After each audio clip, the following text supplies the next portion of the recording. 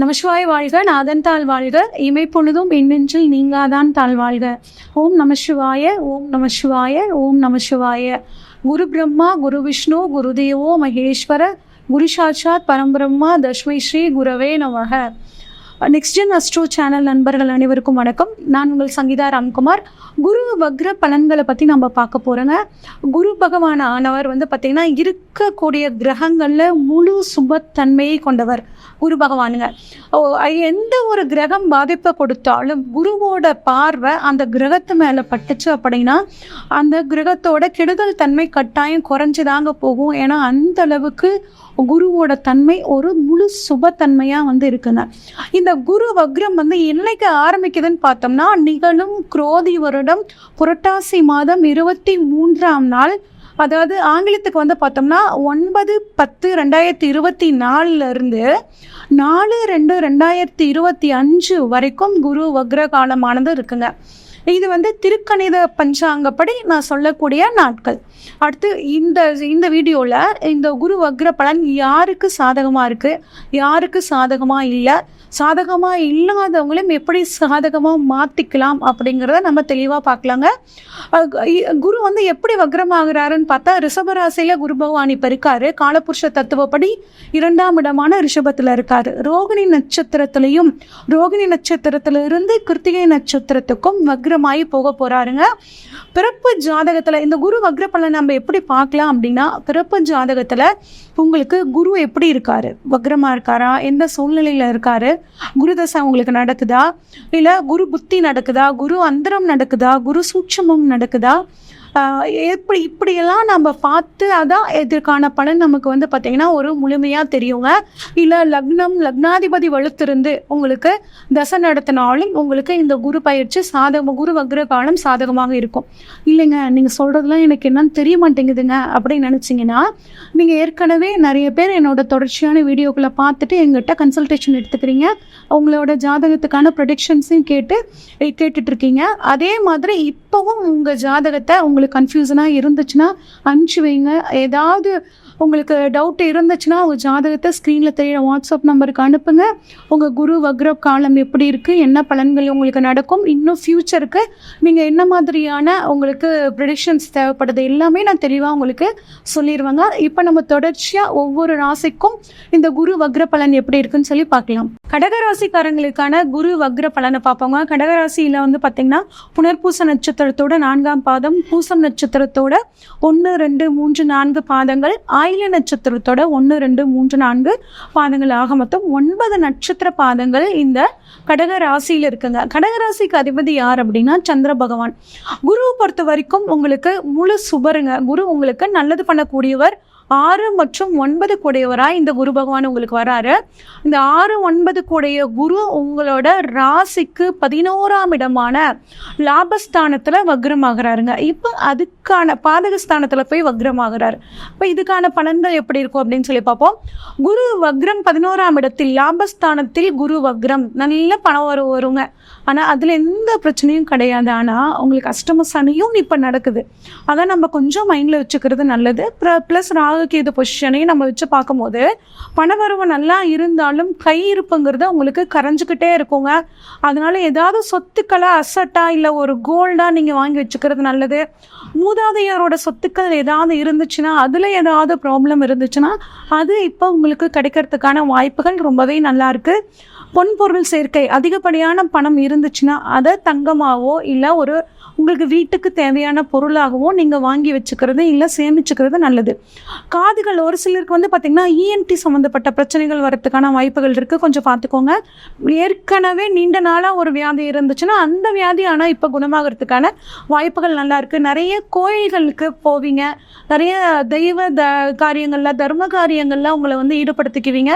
அது உங்களுக்கு ரொம்பவே உங்களோட வாழ்க்கைக்கு நல்லதுங்க. அதே மாதிரி வெளிநாட்டு பயணங்களால் உங்களுக்கு மிகச்சிறந்த நன்மை. பிஸ்னஸ் ரீதியாக வெளிநாடு போகணும், படிக்கிறதுக்காக வெளிநாடு போகணும் அப்படின்னு நினைக்கிறவங்களுக்குலாம் இப்போ ஒரு அற்புதமான காலகட்டங்க.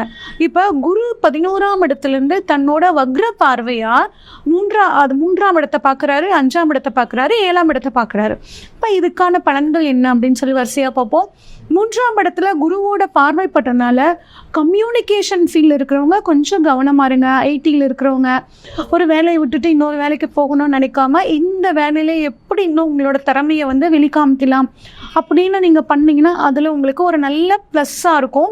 அடுத்து மீடியாவில் இருக்கவங்க, சோஷியல் மீடியாஸில் இருக்கிறவங்க, சினிமா துறையில் இருக்கிறவங்களுக்கெல்லாம் வந்து பார்த்திங்கன்னா இந்த காலகட்டம் நல்ல பேர் புகழை கொடுக்குங்க. ஆனால் கொஞ்சம் நீங்கள் பேசக்கூடிய வார்த்தைகளில் நிதானமாக இருங்க. உங்களை பற்றின ஒரு வதந்திகள் பரவறதுக்கான ஒரு நேரமாகவும் இருக்குது. கொஞ்சம் கவனமாக இருங்க. படிக்கக்கூடிய மாணவர்கள் மொபைல் ஃபோனை ஒதுக்கி வச்சுட்டு படிக்கிறதுல கொஞ்சம் கான்சன்ட்ரேட் பண்ணுங்கள். அப்போ தான் உங்களுக்கு நீங்கள் நினைக்கிற ஒரு கோர்ஸு உங்களுக்கு கிடைக்கும். அதனால் மனசு கொஞ்சம் கட்டுப்படுத்திக்கணும். அந்த மாணவர்கள் படிக்கிறதுல உங்கள் கவனத்தை முழுமையாக செலுத்தணும். சிறு தூர பயணங்கள் நிறைய போவீங்க. அந்த பயணங்களால் உங்களுக்கு நன்மை கிடைக்க போகுது. இளைய சகோதரர்கள், இளைய சகோதரிகள் இருந்தாங்கன்னா நீங்கள் கொஞ்சம் விட்டு கொடுத்து போகணுங்க. அது மட்டும் இல்லாமல் உங்களால் அவங்களுக்கு சில நன்மைகள் நடக்கும்போது அவங்க மனசு குளிர்ந்துச்சுன்னா உங்களோட லைஃப் வந்து பார்த்திங்கன்னா நல்லா இருக்குங்க. அந்த விஷயத்தில் கவனமாக இருங்க. அதே மாதிரி தந்தையோட உடல் ஆரோக்கியத்துலேயும் கொஞ்சம் கவனமாக இருக்கிறது நல்லதுங்க. அடுத்து 5ஆம் இடத்துல குரு வக்ர பார்வைப்பட்டனால நீண்ட நாட்களாக குழந்தை பாக்கியம் இல்லைங்க, என்னங்க பண்ணட்டும், நாங்களும் பண்ணாத வைத்தியம் இல்லைங்க அப்படின்னு நினச்சி கவலைப்பட்டுட்டு இருக்கிறவங்களுக்கு இப்போ திடீர்னு குழந்தை பாக்கியம் கிடைக்கிறதுக்கான வாய்ப்புகள் இருக்குங்க. இல்லைன்னா ட்ரீட்மெண்ட் போகலாமாங்க அப்படின்னா இந்த சமயத்தில் நீங்கள் ட்ரீட்மெண்ட் போகிறதும் நல்லதுங்க. அதே மாதிரி உங்கள் பூர்வ புண்ணிய சொத்துக்களில் ஏதாவது பிரச்சனைகள் இருந்துச்சுன்னா அது இந்த சமயத்தில் தீர்ந்து உங்களுக்கு சாதகமாக அமையும். அதே மாதிரி வாழ்க்கை துணை வழி சொத்துக்கள் ஒரு சிலருக்கு கிடைக்கக்கூடிய ஒரு யோகம் இருக்குங்க. எப்படிலாம் பணம் சம்பாதிக்கலாம் அப்படின்னு ஒரு சிலர் ரூம் போட்டு யோசிப்பாங்கன்னு சொல்லுவாங்களே, அந்த மாதிரி பணம் எப்படிலாம் சம்பாதிக்கலாம் அப்படின்னு இப்போ நீங்கள் வந்து பிளான் பண்ணுவீங்க. கேளிக்கை விஷயங்கள்லாம் அதிக நாட்டம் இருக்குங்க.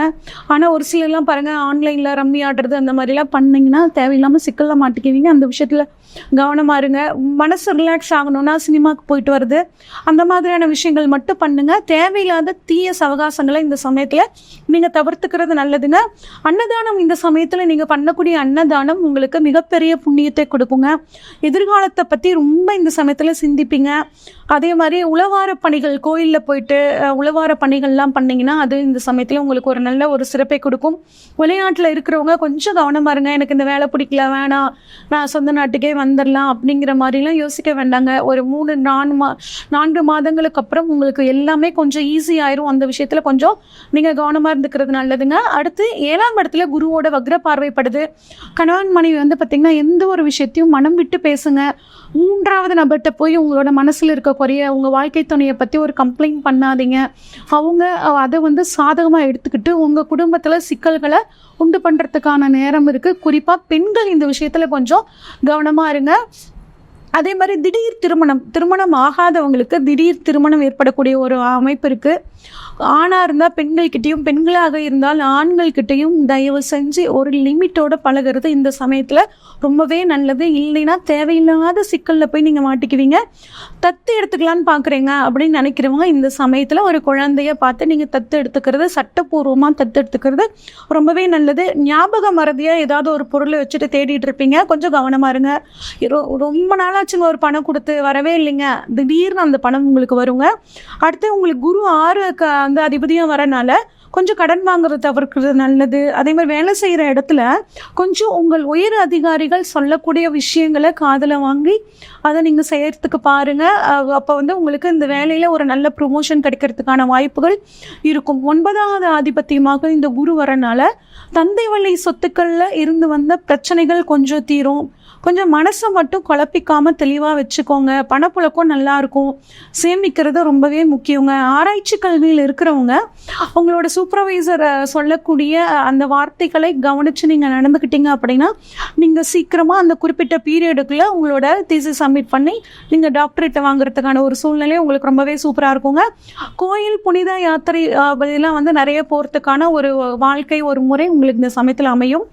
பரிகாரம், இன்னும் இந்த விஷயத்த நாங்கள் எளிமையாக மாற்றிக்கலாம், இன்னும் எங்களுக்கு இந்த குருவக்ர பயிற்சி நல்லா இருக்கணும்னா நாங்கள் என்னங்க பண்ணணும் அப்படின்னா, வியாழக்கிழமை சித்தி விநாயகர் வழிபாடு பண்ணணும். ஏன்னா உங்களுக்கு கேது வந்துட்டு மூன்றாம் இடத்துல இருக்காரு. அப்ப நீங்க செய்யக்கூடிய முயற்சிகள் பலிதமாகணும்னா காரிய சித்தியை கொடுக்கக்கூடிய சித்தி விநாயகர் வழிபாடு பண்றதும், வியாழக்கிழமை பெண்களுக்கு ஆடைதானம் பண்றதும் உங்களுக்கு மிகச்சிறந்த ஒரு யோகத்தை கொடுக்கும். இது வரைக்கும் நம்ம பார்த்தது எல்லாம் பொதுவான பலன்கள் தாங்க. நான் சொன்ன இந்த விஷயங்கள் உங்களுக்கு பிடிச்சிருந்ததுன்னா இந்த வீடியோவை உங்க ஃப்ரெண்ட்ஸுக்கு ஷேர் பண்ணுங்க. பிடிச்சிருந்தா லைக் பண்ணுங்க.